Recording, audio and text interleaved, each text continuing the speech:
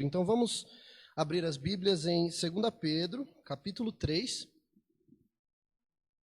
e nós vamos ler dos versículos 14 até o 18. No decorrer da mensagem, eu vou fazer várias citações de outras passagens bíblicas. Os irmãos podem ficar em 2 Pedro até segunda ordem, tá? Se houver alguma passagem que haja necessidade dos irmãos irem para outro lugar da Bíblia, para acompanharem comigo, eu vou avisar, mas sempre mantenham aí uma marcação em 2 Pedro 3, que é o texto base de hoje. 2 Pedro 3, 14 até o 18, diz assim a palavra de Deus. Por essa razão, amados, esperando estas coisas, empenhai-vos por serdes achados por ele em paz, sem mácula e irrepreensíveis. E tende por salvação a longanimidade do nosso Senhor, como igualmente o nosso amado irmão Paulo vos escreveu, segundo a sabedoria que lhe foi dada, ao falar acerca desses assuntos, como de fato costuma fazer em todas as suas epístolas, nas quais há certas coisas difíceis de entender, que os ignorantes e instáveis deturpam, como também deturpam as demais escrituras, para a própria destruição deles. Vós, pois, amados, prevenidos como estáis de antemão, acautelai-vos. Não suceda que, arrastados pelo erro desses insubordinados, descaiais da vossa própria firmeza. Antes, crescei na graça e no conhecimento do nosso Senhor e Salvador Jesus Cristo. A Ele seja a glória, tanto agora como no dia eterno. Amém. Vamos orar? Pai amado, nós te pedimos que o Senhor fale conosco através da Tua palavra nesse momento, Senhor. Mate o pregador e que seja o Senhor aqui, nesse momento, ao meu lado, falando à sua igreja, Pai, inclusive ao meu coração. Em nome de Jesus. Amém. Ivan, você consegue fazer uma aguinha para mim? Bom, irmãos, vamos lá. Nós temos visto no nosso estudo de Pedro alguns temas se repetindo nas duas cartas, né? Nós vimos que Pedro ele escreve em vários momentos quanto a encorajamento para a igreja. Então ele em vários pontos, principalmente na primeira carta, ele tenta encorajar a igreja. Ele exorta a igreja de Cristo que estude as escrituras o tempo inteiro, que busquem a santidade. Esses temas eles se repetem também na segunda carta, mas na segunda carta ele traz uma ênfase maior à volta do Senhor Jesus.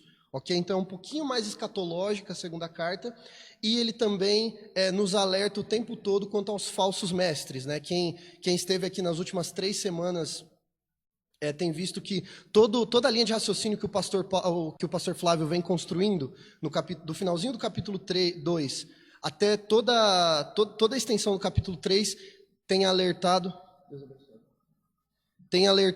a igreja contra os falsos mestres. E aqui ele fecha a sua carta. Aqui ele conclui, ok, o seu raciocínio. E no que ele conclui o raciocínio, ele começa esse versículo 14 aqui, dizendo por essa razão. Ou seja, ele está vindo de uma linha de raciocínio, e ele fala, já que é assim, né? Ou seja, já que eu falei tudo isso para vocês, agora que vocês sabem, esse é o resultado, essa é a aplicação que você tem que ter para a sua vida. Isso aqui, na verdade, quem está usando a Bíblia, a versão Almeida Revista Atualizada, né? O título dessa perícope aqui, do versículo 14 para frente, ele é muito sugestivo, né? O cristão deve esperar o Senhor, viver uma vida reta, estudar as Escrituras e crescer em Cristo. Se vocês olharem aí, o título da perícope é esse, né? O cristão deve esperar o Senhor, viver vida reta, estudar as Escrituras, crescer em Cristo. Isso aqui podia ser a pregação. Não precisava de mais nada, é basicamente isso. Mas desenvolvendo um pouco esse raciocínio, a gente vai dividir o estudo de hoje em 3 partes. Serão os 3 Es, tá? As 3 partes do estudo de hoje serão a expectativa, a estranheza e a escritura. Então, se vocês quiserem anotar aí na Bíblia de vocês, a expectativa, a estranheza e a escritura. Ok? Vamos para o primeiro tópico, então, do sermão de hoje. Jesus está voltando. E Pedro ele nos mostra que o nosso mestre ele tem uma expectativa quanto à sua volta. Versículo 14. Por essa razão, pois, amados, esperando essas coisas, empenhai-vos. Empenhai-vos. Essa palavra, empenhai-vos, no grego, a palavra é spoudatzo, essa é a palavra do grego, perdoe meu grego, ela carrega um sentido não somente de você se esforçar para fazer alguma coisa, mas de você se esforçar para fazer alguma coisa rápido. Olha que interessante, essa mesma palavra no grego aparece em 2 Timóteo 4,9, quando Paulo diz a Timóteo, procura vir ter comigo depressa. Spoudatzo é a mesma palavra. Em Tito 3,12, Paulo diz a Tito, quando eu te enviar Ártemas ou Tíquico, apressa-te a vir até Nicápolis. Então, de novo, spoudatzo, essa mesma palavra se repete. E aqui ele usa, essa palavra foi traduzida como empenhai-vos, ou seja, rápido. Ele está pedindo que você faça algo rápido. E por que rápido? Dá uma olhadinha no versículo 9, do mesmo capítulo 3. Não retarda o Senhor a sua promessa. Então, o que Pedro está dizendo aqui? Bora, havia, é rápido, Jesus está voltando. E não vai demorar. Não vai demorar. E o interessante é que às vezes parece que não tem, como nós cantamos aqui, parece que não tem uma gota de maranata nas nossas atitudes do dia a dia. Parece que a gente esquece que as atividades mais importantes do nosso dia a dia não são as atividades terrenas, são as atividades do reino. Essas são as atividades mais importantes. E o que Pedro está chamando a gente a ter aqui é senso de urgência. E nós temos senso de urgência para muitas coisas. Eu preciso quitar o meu carro logo, eu preciso construir minha casa logo, eu preciso casar logo, eu preciso fazer isso logo, tudo é logo, eu preciso me formar logo, fazer minha pós-graduação logo, tudo é logo, logo, logo, logo. Mas qual é a prioridade, qual é o senso de urgência que nós damos para as coisas do reino na nossa vida? Para a oração e para a leitura da palavra, por exemplo, para a nossa vida como igreja. Aonde está esse senso de urgência na nossa vida? Quantas vezes por dia nós pensamos que Jesus vai voltar? Às vezes, nem quando a gente canta a música, a gente presta atenção no que a música está dizendo. Que Jesus ele está voltando. Sabe quando... O pessoal que é mais novo aqui vai entender. O pessoal que foi novo um dia também vai entender. Sabe quando a sua mãe sai de casa e ela deixa uma listinha de tarefas para você fazer? Sabe, Hamilton? Você pega, ela fala, você vai limpar o chão, lavar a louça, encher as garrafas, cola na geladeira, né, mãe? Se não tiver feito, quando voltar, é problema. E você nunca sabe, tem pais e mães, tem trabalhos mais fixos aí, volta todo dia no mesmo horário, mas tem alguns que você não sabe que horas eles vão voltar, né? Então você precisa se apressar em fazer rápido. Pois bem, o que Jesus diz em João 14? Quando eu for e vos preparar lugar, eu voltarei e vos levarei para mim mesmo, para que aonde eu estiver estejais vós também. Então ele está falando, eu vou, mas eu volto. E olha que legal, ele deixou uma listinha de geladeira para a gente. Dá uma olhada no versículo 14 de novo. Existem pelo menos 3 maneiras, como Pedro nos diz, que o Senhor Jesus quer nos encontrar quando ele voltar. Em paz, o que mais? Sem mácula, o que mais? Irrepreensíveis. Essa é a listinha que Pedro nos dá aqui. Então vamos dar uma olhada nisso. Jesus quer nos encontrar em paz. Esforcem-se para serdes achados por Ele em paz. Essa palavra paz é muito popular na Bíblia. Existem várias palavras que traduzem por paz. Essa especificamente, eirene, é a que mais aparece. Vamos dar um pulinho rapidinho. Marca aí 2 Pedro e vamos dar um pulinho lá em Filipenses capítulo 4, bem rápido. Filipenses 4, os versículos 6 até o 10. Filipenses 4, 6 a 10. Amém? Misericórdia? Acharam? Filipenses 4, 6 a 10. Diz assim: não andeis ansiosos de coisa alguma. Em tudo, porém, sejam conhecidas diante de Deus as vossas petições pela oração e pela súplica, com ações de graças. E a paz de Deus, que excede todo o entendimento, guardará o vosso coração e a vossa mente em Cristo Jesus. Finalmente, irmãos, tudo que é verdadeiro, tudo que é respeitável, tudo que é justo, tudo que é puro, tudo que é amável, tudo que é de boa fama, se há alguma virtude, que isso ocupe o vosso pensamento. E o que aprendestes, e recebestes, e ouvistes, e vistes em mim, isso praticai, e o Deus da paz será convosco. Fica aqui em Filipenses 4 comigo um pouquinho.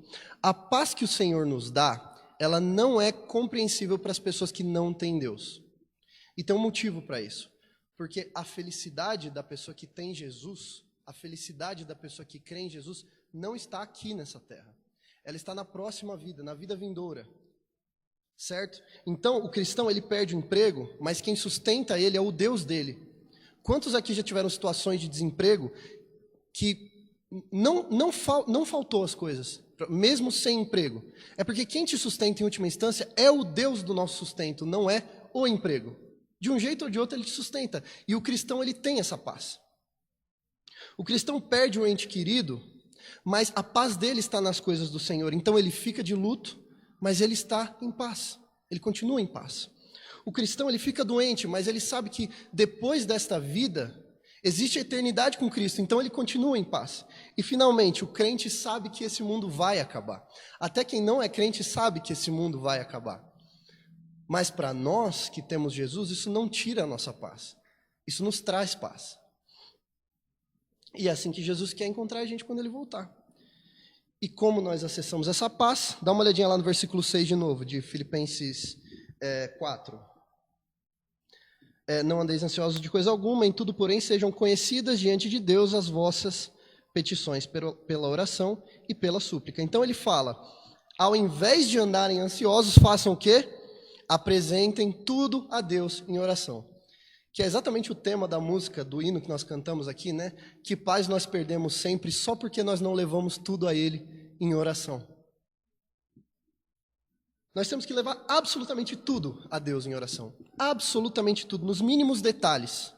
E sabe por que isso? Não é para você lembrar a Deus do que você precisa, porque Ele sabe muito bem o que você precisa. Você precisa orar a Deus muito mais por você do que pelo próprio Deus. Porque Deus, a palavra nos ensina que na soberania dEle, Ele decide agir através das nossas orações. O texto que foi lido aqui na liturgia de manhã, muito bom, vou até repetir ele aqui. Se o meu povo, que se chama pelo meu nome, se humilhar e orar e me buscar e se converter dos seus maus caminhos, eu ouvirei. Isso é 2 Crônicas 7. Então a oração traz paz, né? E a segunda forma de sermos encontrados em paz, olha só, versículo 8. Tudo que é verdadeiro, tudo que é respeitável, tudo que é justo, tudo que é puro, tudo que é amável, tudo que é de boa fama. Se alguma virtude há e se algum louvor existe, seja isso que ocupe o vosso pensamento. Ou seja, pense naquilo que presta. Não ocupe o pouco tempo que você tem aqui nessa terra antes da volta de Cristo, desperdiçando o seu tempo com coisas que não edificam, com coisas que não te trazem nada de bom, que só desperdiçam o seu tempo. E aí, o que é que presta, né? No que eu tenho que pensar então? O que tem que ocupar o meu pensamento? Olha o versículo 9, o que Paulo diz aí? O que também aprendestes e recebestes e ouvistes e vistes em mim. Isso praticai e o Deus da paz estará convosco. Aí eu pergunto, o que foi que os filipenses ouviram, viram, aprenderam, escutaram de Paulo? Por que ele foi para Filipos, em primeiro lugar? Para pregar o Evangelho. Ou seja, aquilo que vocês aprenderam de mim, o Evangelho, e viram em mim, o Evangelho, e nisso pensai e isso praticai, e o Deus da paz estará convosco.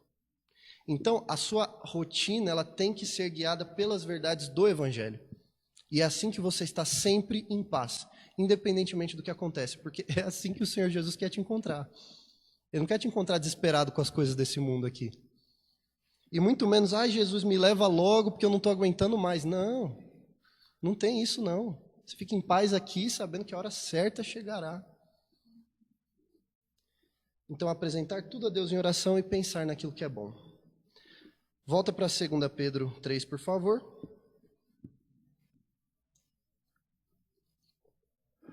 Qual é a segunda maneira como Jesus quer nos encontrar? Sem mácula? Sem mácula, certo? O que significa sem mácula? Imaculado. Essa palavra, ela carrega, eu podia falar essa palavra no grego, mas até em português também, ela carrega um sentido não só de algo que está limpo, mas é algo que não foi sujo. E eu sei que parece um pouco redundante, né? Mas uma camiseta branca, ela é limpa, só até o momento que algo suje ela, certo? Então, a gente encontra essa mesma palavra, por exemplo, em 1 Timóteo 6,14, quando Paulo diz a Timóteo, guarde o teu mandato imaculado. A mesma palavra é encontrada em Tiago 1,27. A religião pura e sem mácula para com o nosso Deus e Pai é essa, visitar os órfãos, as viúvas nas suas tribulações e a si mesmo guardar-se incontaminado do mundo. Sem mácula significa aquilo que não foi contaminado, aquilo que não foi sujo. Paulo diz a Timóteo, mantenha o teu mandato de pastor sem se sujar, sem que nada o suje. Isso é sem mácula. E finalmente essa mesma palavra aparece em 1 Pedro 1,19, mas pelo precioso sangue, como de cordeiro sem defeito e sem mácula, o sangue de Jesus. Eu acho que esse último mostra muito bem pra gente o que sem mácula significa. Jesus, ele é chamado pela Escritura de cordeiro sem mácula. Jesus, ele foi exposto como homem aqui na terra a tudo que é ruim, ele foi surrado, ele foi humilhado, ele foi provocado. Em nenhum momento ele permitiu que nada daquilo o fizesse pecar. Nada do que aconteceu com ele, por pior que fosse, e foi muito pior do que o que acontece com todos nós aqui, nada o contaminou. Nem o pecado do orgulho, a palavra diz que, mesmo ele sendo Deus, não julgou com usurpação ser igual a Deus. Antes a si mesmo se esvaziou, assumindo a forma de servo, tornando-se em semelhança de homens. O sangue de Jesus é o sangue sem mácula, sem sujeira do mundo, que nos lava do nosso pecado. Quando Pedro diz que Jesus quer nos encontrar sem mácula, ele diz que nós temos que ser encontrados fugindo de qualquer coisa no mundo que possa nos sujar. Fuja do pecado. 1 Tessalonicenses 5,22 diz, fuja de toda aparência do mal. 2 Timóteo 2,22 diz, fuja das paixões da mocidade. 1 Coríntios 6,18 diz, fuja da imoralidade sexual. 1 Coríntios 10,14 diz, fuja da idolatria. Fuja. Não flerte com nada daquilo que pode te manchar. A palavra diz, Tiago 4,7, que nós temos que lutar contra o diabo, mas nós temos que fugir do pecado. Qual que é a diferença de lutar contra o diabo e fugir do pecado? Lutar contra o diabo é porque você vive num mundo contaminado, você vive num mundo podre, caído, putrefando todos os dias, cada dia mais. É impossível para você não ser exposto a algum tipo de tentação, é impossível. A gente fala que o mal do mundo sem ofensa, é o Samuca, né? Que é Satanás, o mundo e a carne, né? Se você se livra de dois, sempre vai ter um. Você pode se isolar do mundo, ainda vai ter Satanás e a carne. Você se isola de Satanás, vai ter o mundo e a carne. Você corta todas as partes do seu corpo, seu braço, suas pernas, para você não pecar, ainda sobra o mundo e Satanás. Então, o que significa combater o diabo? Significa que você não tem como não se expor de alguma forma à tentação, mas você precisa estar fortalecido no Espírito Santo para combater o pecado. Mas estar sem mácula, imaculado, você não pode a si mesmo se colocar em uma situação que você sabe que vai te levar a pecar.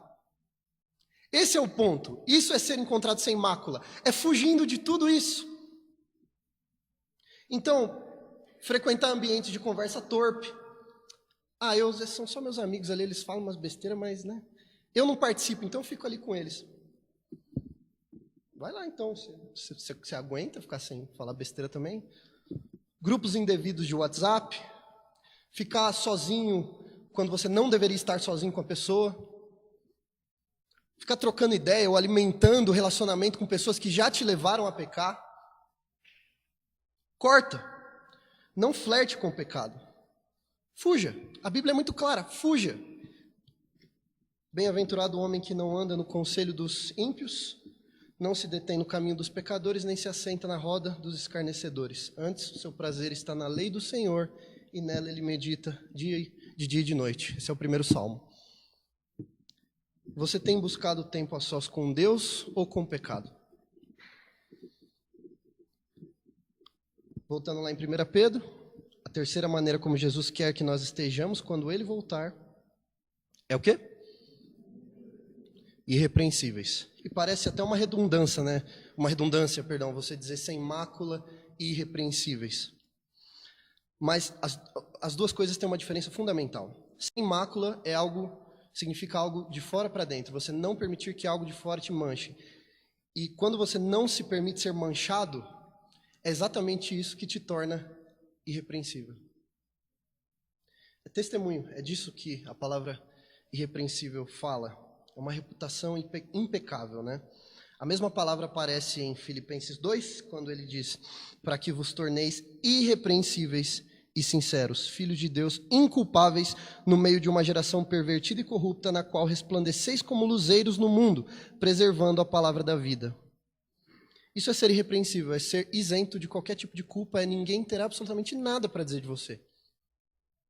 Quando você não, no poder do Espírito Santo, né, você não permite que nada manche a tua conduta como crente, você não vai ter que aguentar a gente dizendo: ah lá, o crente lá, ó. Traiu a esposa aí, tá vendo? Ó, o crente. Ó o crente ali, falando besteira na rede social, né, postando coisa imprópria nas redes sociais, ou falando palavrão. Tudo isso, né? Quando a gente permite que o mundo entre, o que a gente exporta é mundo. E aí a gente se apresenta como crente e a gente sempre é repreensível, né? Que é o oposto de irrepreensível. Sempre alguém tem algo para falar: ah lá, esse crente aí não tem diferença nenhuma das pessoas do mundo. Quando você anda na linha já é difícil o pessoal não falar, imagina quando você não tenta andar na linha. Então a Bíblia ela é muito didática, né? O que Pedro está dizendo aqui é: quando você busca relacionamento com Deus e pensa no Evangelho e direciona sua mente ao Evangelho e apresenta tudo a Deus em oração, você fica em paz. E aí aquilo blinda você para que você não se manche contra as coisas do mundo e dessa forma você fica irrepreensível. E é assim que o Senhor quer encontrar a sua igreja, a sua noiva, o seu povo quando Ele voltar. Essa é a expectativa do nosso Senhor. Se Jesus voltar nesse momento, durante essa pregação, é assim que Ele vai te encontrar? Próxima parte da nossa mensagem aqui. Já que nós sabemos qual é a expectativa do nosso Senhor, agora vamos falar sobre a estranheza. Versículos 15 e 16. Ainda do terceiro capítulo de 2 Pedro. Versículo 15. E tende por salvação a longanimidade de nosso Senhor, como igualmente o nosso amado irmão Paulo vos escreveu, segundo a sabedoria que lhe foi dada, ao falar acerca desses assuntos, como de fato costuma fazer em todas as suas epístolas, nas quais há certas coisas difíceis de entender, que os ignorantes e instáveis deturpam, como também deturpam as demais escrituras, para a própria destruição deles. Então, segundo Pedro aqui, existem e sempre existirão coisas que têm que causar estranheza ao cristão. Essa carta, ela está cheia de recomendações contra os falsos mestres, certo? Como a gente tem estudado. Várias recomendações contra os falsos mestres. E sabe uma coisa que todo falso mestre tem em comum, que é o que Pedro está falando aqui? Tende por salvação a longanimidade do Senhor Jesus, né? Essa é a sua salvação. Uma coisa que todo falso mestre tem em comum é que Jesus nunca basta. A sua salvação sempre está em qualquer lugar, menos em Jesus. Ou às vezes eles não negam Jesus de uma vez, mas é sempre Jesus e mais alguma coisa, né? Isso quebra completamente os dois princípios que foram o mote da reforma protestante, né? Que é o sola fide e o solus Christus, somente a fé, somente Cristo. Quando eles não excluem Jesus de uma vez, eles mantêm Jesus, mas sempre é uma coisinha a mais, né? Então é Jesus, mas você tem que fazer parte dessa igreja aqui. É Jesus, mas tem que guardar o sábado. É Jesus, mas também tem que fazer caridade. É Jesus, mas não sei o quê, não sei o quê. Quero ver como é que o pessoal da Suíça é salvo lá, todo mundo é rico. Como é que vai ser salvo fazendo caridade para quem? Se o evangelho é algo que foi oferecido a todo o povo, língua, tribo e nação, para eles Jesus nunca basta. Eu gosto muito de um pregador americano chamado Tim Keller, e ele comenta, ele faz um comentário muito interessante na sua exposição da carta de Gálatas. Vou ler para vocês o que ele escreve. Não se pode permitir a entrada de um pouco de ar e dizer que agora é 90% vácuo, ou um vácuo enriquecido de ar. Ou o vácuo é completo, ou não é vácuo, em hipótese alguma. Da mesma forma, ou você é salvo por meio da obra de Cristo e nada mais. Quando você faz qualquer acréscimo a isso, você perde tudo de uma vez. No momento que você revisa o evangelho, você o reverte. Em outras palavras, ou Cristo é tudo na sua vida, ou ele não é nada. Ou Cristo ele é o único agente ativo da tua salvação, ou você não é salvo. É o ponto todinho da carta aos Gálatas. Vamos ler o versículo 9 do capítulo 3 para vocês verem uma coisa interessante. Não retarda o Senhor a sua promessa, como alguns a julgam demorada. Pelo contrário, ele é o quê? Longânimo para convosco, não querendo que nenhum pereça, senão que todos cheguem ao arrependimento. A palavra longanimidade significa paciência, perseverança, firmeza em algo.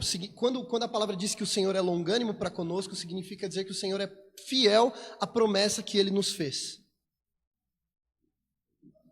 Não importa o que aconteça. E mais polêmico de tudo, não importa o que você faça. Ele é fiel. Paulo diz em 1 Timóteo, texto que o Dimas leu aqui. Paulo se chamava de o pior dos pecadores, né? Por esta mesma razão, me foi concedida misericórdia, para que em mim, o principal dos pecadores, evidenciasse Jesus Cristo, a sua completa longanimidade, e servisse eu de modelo a quantos hão de crer nele para a vida eterna. A longanimidade do Senhor é a certeza que nós temos que ele permanece constante na sua promessa. E não interpretem mal esse versículo, né? Quando o versículo diz que ele deseja que todos vós cheguem ao arrependimento, ele não está dizendo que todos chegarão ao arrependimento, né? Esse versículo ele não é universalista, ele não está dizendo que todos serão salvos. Principalmente porque esta carta foi escrita para crentes, né? Essa carta foi escrita para pessoas já salvas, então ele está dizendo, todos vocês aí, ele vai manter a promessa que ele fez para vocês de salvação. Vocês já salvos, vocês alcançarão, vocês serão salvos. Por causa da longanimidade dele, não por causa dos seus méritos. E agora olha lá o versículo 15 mais uma vez. Tende por salvação o quê? A longanimidade do nosso Senhor. Pedro ele está dizendo aqui, não importa o que digam, a nossa salvação não está em nenhum fator externo à obra de Jesus Cristo. Tudo o que vier de informação que contrarie isso, tem que causar no crente estranheza. Você tem que achar estranho, sempre que alguma adição for feita ao evangelho. É Jesus isso, é Jesus mais aquilo, é Jesus mais você, não sei o quê, é Jesus, isso é antibíblico.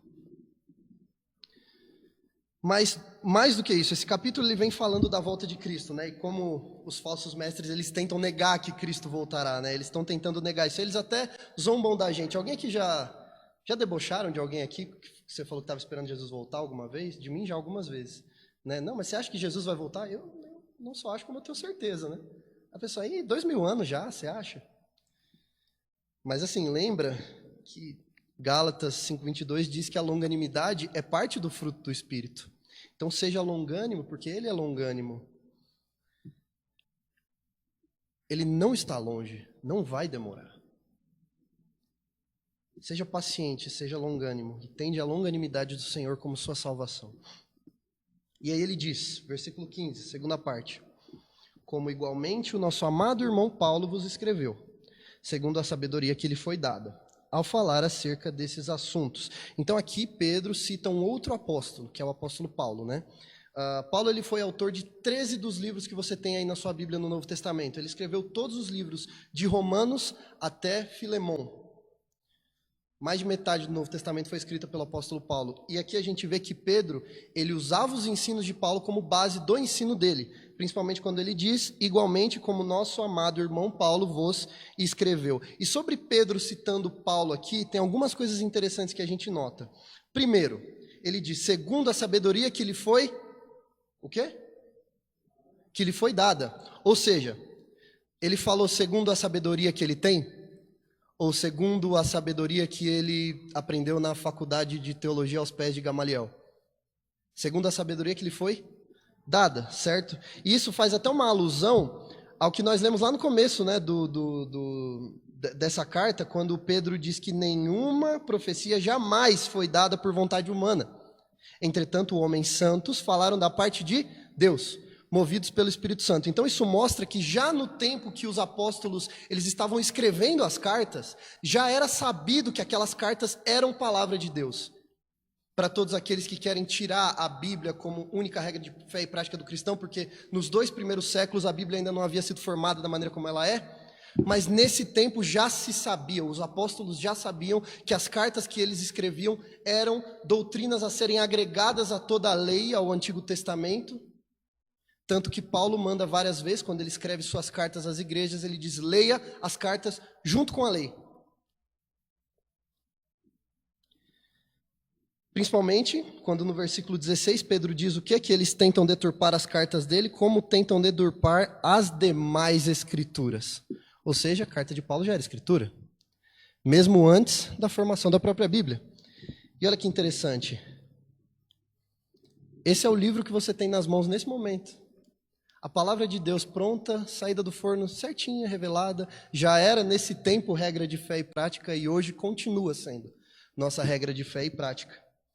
Então, essa é a primeira coisa interessante sobre Pedro citando Paulo aqui. Aí ele vai dizer assim, ao falar acerca destes assuntos, ou seja, os assuntos que nós estamos tratando aqui, né, a volta de Cristo, falsos mestres, aí ele diz, há certas coisas difíceis de entender. Nessa época aqui, é bem provável, quando Pedro enviou essa carta, é bem provável que Paulo já tivesse sido morto.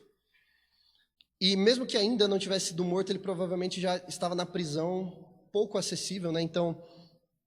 Mas as cartas dele já eram grandemente usadas pela igreja. E bom, Pedro tem um ponto aqui, né? Certas coisas difíceis de entender. De fato, as cartas de Paulo, né? Você lê, é um shake de proteína para o mês inteiro, um versículo de Romanos. Muita teologia, muita profundidade em todas as cartas de Paulo. E aí ele diz assim que no que diz respeito a esse assunto aqui, que nós estamos falando agora, né? Existem coisas difíceis de entender. Naquela época eles já achavam difíceis, hoje algumas pessoas continuam achando difíceis, e o próprio Paulo previu isso. Vamos dar um pulinho lá em 2 aos Tessalonicenses, capítulo 2, versículos 1 a 3. 2 aos Tessalonicenses 2, 1 a 3.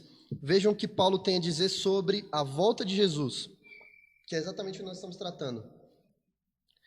2 Tessalonicenses 2, 1 a 3 diz, irmãos, no que diz respeito à vinda do nosso Senhor Jesus Cristo e à nossa reunião com Ele, nós vos exortamos a que não vos demovais da vossa mente com facilidade, nem vos perturbeis, quer por espírito, quer por palavra, quer por epístola, como se procedesse de nós, supondo que tenha chegado o dia do Senhor.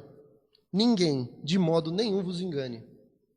Ou seja, o fato de haver algumas coisas que são difíceis de entender, principalmente nesse sentido escatológico, da volta de Jesus e tudo, dá vazão a quê? Um monte de gente falando e pregando um monte de besteira. Isso já acontecia na época, continua acontecendo até hoje. E Paulo ainda diz, né, como se procedesse de nós, né, gente achando que era apóstolo, gente se achando especialista naquilo que não entende, né? Hoje em dia, inclusive, gente achando que é apóstolo. Volta lá em 2 Pedro 3 rapidinho. Olha como Pedro chama essas pessoas. 2 Pedro 3, ele diz que quem são os que deturpam? Os ignorantes e instáveis. Está aí no meio do versículo 16. Ignorantes e instáveis. Ou seja, ignorantes não sabem do que estão falando, né? Acham que sabem, mas não sabem. E ele também chama eles de instáveis. E eu gosto muito dessa palavra, instáveis. Isso deixa tão claro, tão claro. Eu vou ler para vocês o que o próprio Paulo diz em 2 aos Tessalonicenses 3,6. Ele diz, nós vos ordenamos, irmãos, em nome do Senhor Jesus, que vos aparteis de todo irmão que ande desordenadamente e não segundo a tradição que de nós recebestes. Instáveis é o oposto de quê? Instáveis é o oposto de quê? De estáveis, certo? Ou seja, ser instável, ser desequilibrado, é ser oscilante, é ser movediço, é ser frouxo, né? Isso não sei o que estou falando, eu peguei num dicionário de sinônimos, tá? Os instáveis, segundo Paulo, são aqueles que eles andam desordenadamente, não seguem a tradição doutrinária, os ensinos de salvação, a conduta e o comportamento dos apóstolos. Né? Instáveis. Quando o mundo muda, eles mudam também. Porque eles não querem incomodar o mundo, né? Vou incomodar? O mundo mudou, né? Tem que mudar as coisas.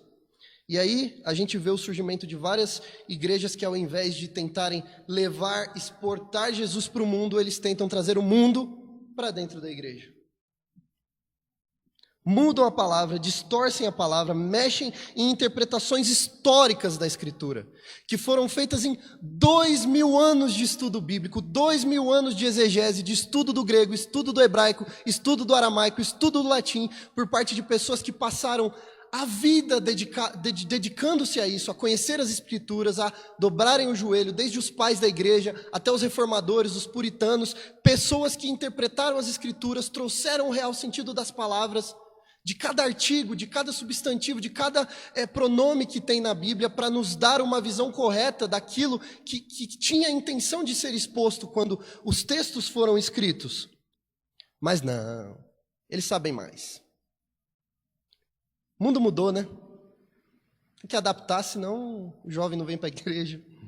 Mas Jesus diz em Mateus 24, passará o céu e a terra, mas a minha palavra não passará. Os meus princípios são imutáveis. Nenhuma vírgula da lei será mudada. A gente vê isso permeando a Bíblia inteira. A palavra de Deus não muda. E os falsos mestres, na instabilidade deles, eles vão tentar mudá-la. E quando eles tentam te convencer disso, e veja, entendam o que eu estou dizendo aqui. Nós não estamos falando sobre adaptações culturais, adaptações de língua, adaptações de tecnologia. Não existia bateria no primeiro século, né? Nós estamos falando de mudanças nos princípios morais, nos princípios doutrinários do Evangelho. De que Deus é soberano sobre tudo, de que o único caminho entre o homem e Deus é Jesus Cristo, é a fé em Jesus Cristo, que obras não salvam, mas que nós fomos salvos para as boas obras. Tudo isso é alterado pelos falsos mestres o tempo inteiro. E quando eles tentam convencer você disso, eles estão não só tentando cavar a tua cova, eles estão cavando a própria cova. Dá uma olhadinha lá no versículo 16. Há certas coisas difíceis de entender que os ignorantes e instáveis deturpam, como também deturpam as demais escrituras. Para quê? Para quê? Ah, meus irmãos. Existe um juízo especial reservado para quem distorce a palavra de Deus. E eu, sinceramente, de todo o meu coração, eu sinto pena de quem faz isso. Mas o Senhor, Ele nos presenteou com a Bíblia e com pessoas instruídas, as quais Ele capacitou para estudarem, aprenderem, interpretarem a sua palavra da maneira correta. Cuidado com os ignorantes e instáveis. Versículo 17. Vós, pois, amados, prevenidos como estáis de antemão, acautelai-vos. Não suceda que, arrastados pelo erro desses insubordinados, descaiais da vossa própria firmeza. Quando você está prevenido de antemão, tudo aquilo que não é bíblico te causa estranheza e não dúvidas. Sabe aquela sensação de, peraí, isso aí não é bíblico. Isso aí não me parece bíblico. E quanto mais se aproxima o dia do Senhor, mais o mundo se afasta dele. E quanto mais o mundo se afasta dele, mais coisas vão ter que te causar estranheza. E os falsos mestres, a intenção deles é fazer com que você caia da própria firmeza, né? Ou seja, seguindo o raciocínio do texto, que você perca a paz em Cristo, que você seja manchado pelo mundo e que você seja culpado e apontado o dedo pelo mundo, que é o oposto de como Cristo espera te encontrar quando Ele voltar. E aí, seguindo essa linha de raciocínio, podem surgir duas perguntas aí, né?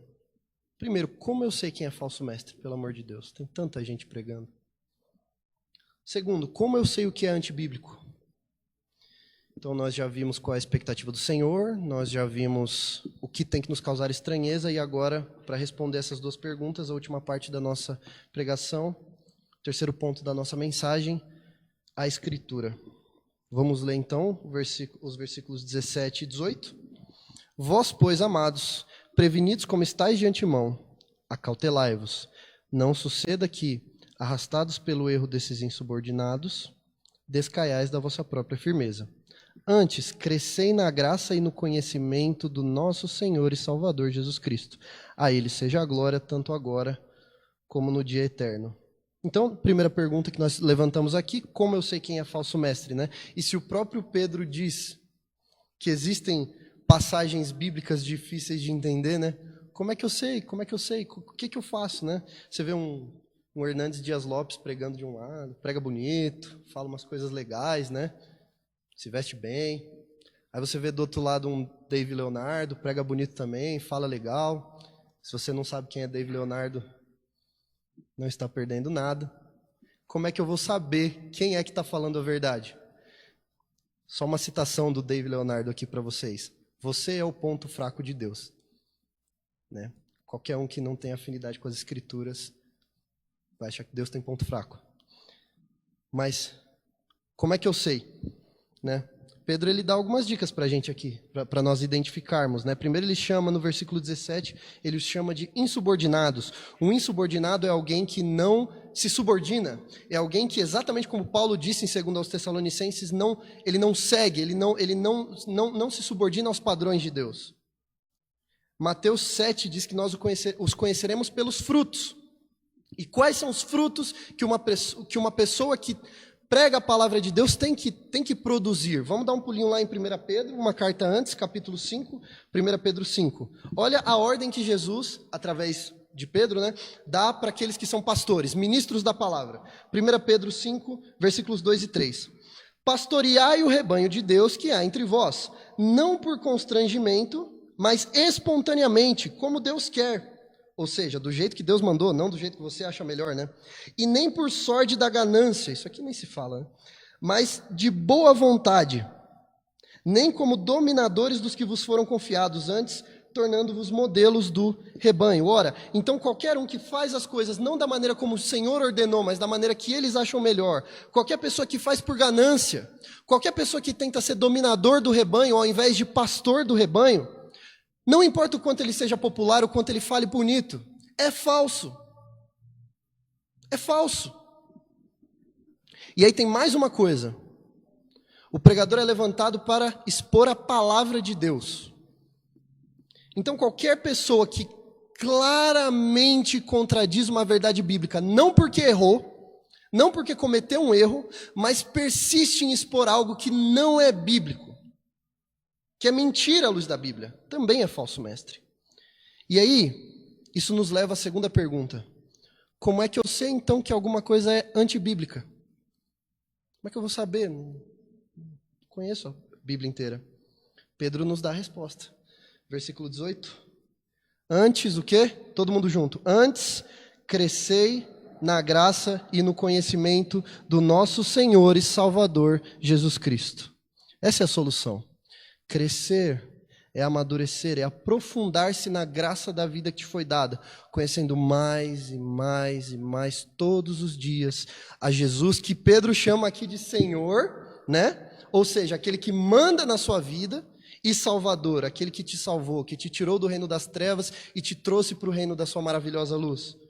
E que é longânimo e fiel para guardar a promessa que ele te fez até o dia que esse mundo acabar.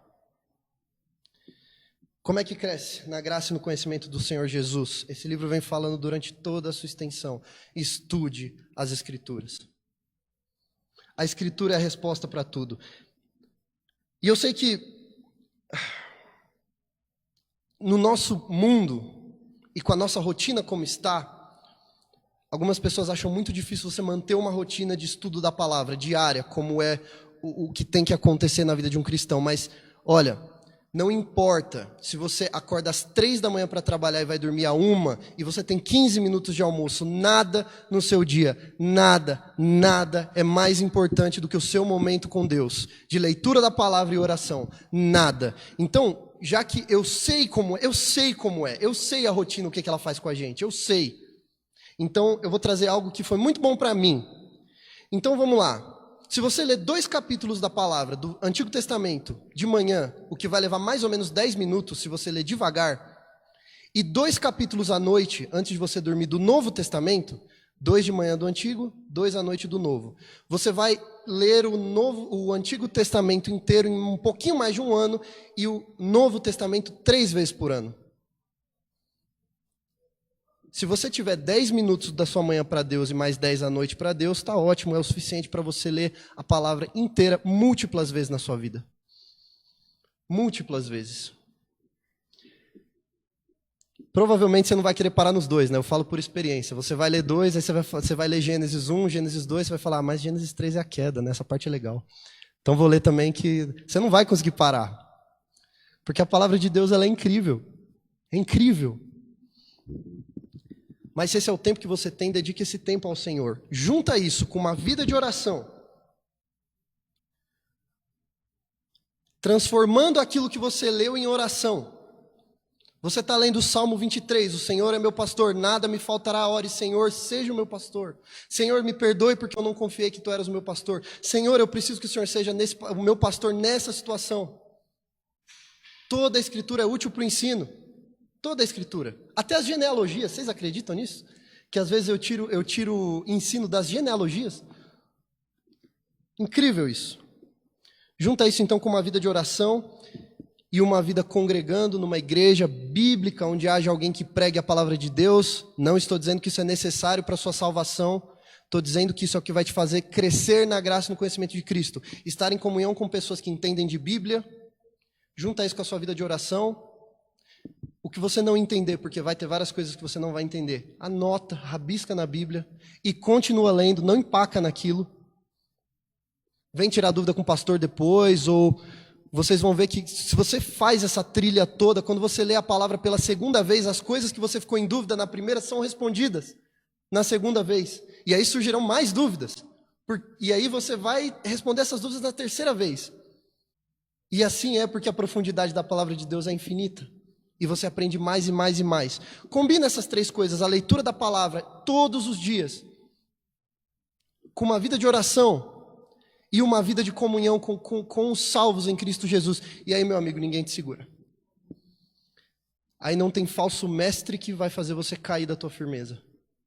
Porque você vai estar crescendo constantemente na graça e no conhecimento do nosso Senhor. A Escritura é a resposta para tudo. Então, o Senhor Jesus ele tem uma expectativa para quando Ele voltar, Ele quer nos encontrar em paz, sem mácula e irrepreensíveis. Há coisas que devem causar estranheza no cristão. E a solução para todas essas coisas é sempre a Escritura. E o final do versículo 18 diz: a Ele seja a glória, tanto agora como no dia eterno. E aqui tudo que essas 2 cartas de Pedro nos ensinaram, desde março, quando o pastor começou o estudo até aqui, culmina nisso. Glória somente a Deus, só lhe deu glória. Isaías 42:8 diz que Deus não divide a glória dele com ninguém. E essa glória que Deus não divide com ninguém, Pedro está atribuindo a quem aqui? Ao Senhor Jesus, mostrando que Ele é o nosso Deus. Jesus Cristo é o nosso Deus, nosso Senhor, o nosso Salvador, que era, que é e que há de vir.